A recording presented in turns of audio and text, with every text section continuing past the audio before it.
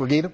Delano, now on Bounce, a deeper look at a story that became one of the biggest movies of last year. Well, I don't want to survive.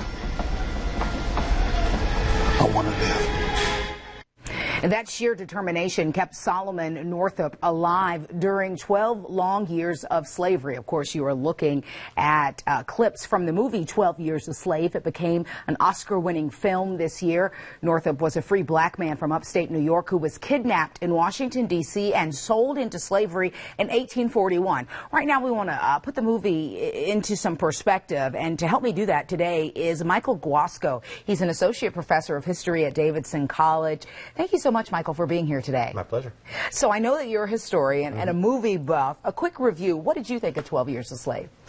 I thought it was excellent. And as a historian, there's always the danger of watching historical films. But as both a film and as a piece of history, I was overwhelmed.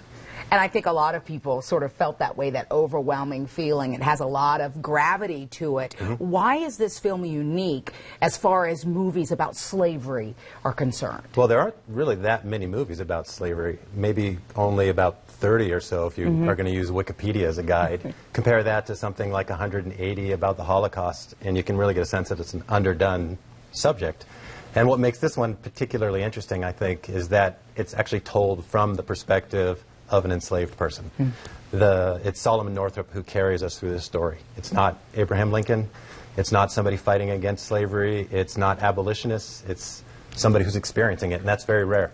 Now, I know you just wrote a book that was published about slavery. Tell us a little bit about it. Yeah, my book deals with the really early years, the foundations of slavery in colonial America and the English colonies.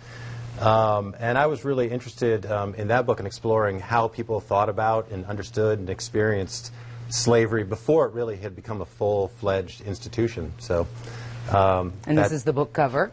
Yeah, they're very nice. Yes.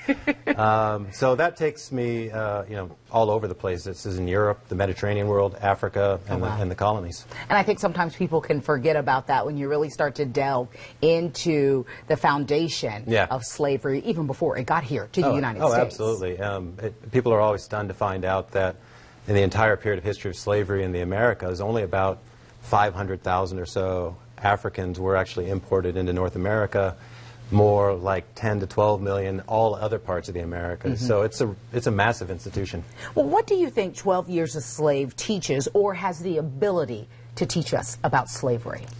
I think what stands out to me, and a lot of this comes through the performances, is how psychologically brutalizing slavery was. We tend to think about it as a physically onerous institution. We think of the whipping, the physical exertions, but it's something that is fundamentally about power and what happens to people who are feeling lost, hopeless, and how they struggle against that. So it's really the psychology of it. The mental anguish. The mental anguish and what it does to an individual that I think really comes through in that film. All right. Associate Professor of History at Davidson College, Michael Guasco, we appreciate your time and your perspective tonight. My pleasure.